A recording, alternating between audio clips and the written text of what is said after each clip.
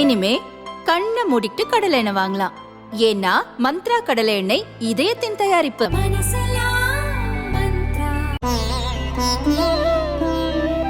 தினம்தோறும் விளக்கேற்ற நல்ல எண்ணெய் இதயம் நல்லெண்ணெய்.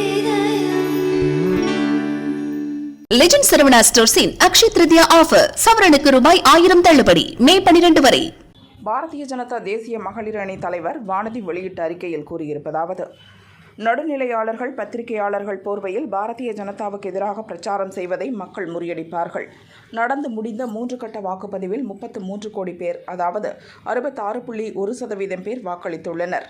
அடுத்த 4 கட்டங்களில் 258 தொகுதிகளுக்கு வாக்குப்பதிவு நடக்க உள்ளது. இதுவரை வெளிவந்த 2024 மக்களவைத் தேர்தல் கருத்து கணிப்புகள், பாரதிய ஜனதாவுக்கு எதிரான ஊடகங்கள் எடுத்த கருத்து கணிப்புகளில் கூட பாரதிய ஜனதாவுக்கு மீண்டும் தனிப்பெரும்பான்மை கிடைக்கும் என்றே கூறுகின்றன. பெரும்பாலான கணிப்புகள் பாரதிய ஜனதாவுக்கு 350 முதல் 400 இடங்கள் வரை கிடைக்கும் என்றே கூறுகிறது. பாரதிய ஜனதாவுக்கு எதிராக நாள்தோறும் அவதூறுகளை, கட்டுக்கதைகளை பரப்பி வருகிறார்கள். பாரதிய ஜனதாவை இந்துத்துவா கட்சி என பேசுவது மதவாதம் இல்லையாம். சிறுபான்மையினர் வாக்குகளை மொத்த அறுவடை செய்ய இந்து மதத்தை இழிவுபடுத்துவது, சனாதனத்தை ஒழிப்போம் என்று சொல்வது மதச்சார்பின்மையாம்.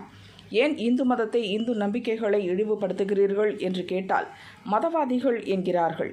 இந்தியர்களுக்கு என தனித்துவம் எதுவும் இல்லை. அவர்கள் எல்லோரும் வெளிநாட்டிலிருந்து வந்தவர்கள் போல ராகுலின் குரு சாம் பிட்ரோடா பேசுகிறார். இதை பிரதமர் மோடி மக்களிடம் அம்பலப்படுத்தி வருகிறார். இதை பொறுக்க முடியாமல் பாரதிய ஜனதாவுக்கு எதிரான பிம்பத்தை கட்டமைக்கும் முயற்சியில் சில சக்திகள் ஈடுபட்டுள்ளன. மக்கள் சக்தியின் முன் எந்த பொய் பிரச்சாரமும் எடுபடாது. மக்களின் பெரும் ஆதரவோடு எதிர்க்கட்சிகளின் சதித்திட்டங்களை எல்லாம் தூள் தூளாக்கி பிரதமர் மோடி தலைமையில் 400க்கும் அதிகமான இடங்களில் வென்று பாரதிய ஜனதா ஆட்சி அமைப்பது உறுதி என அறிக்கையில் வானதி குறிப்பிட்டுள்ளார்.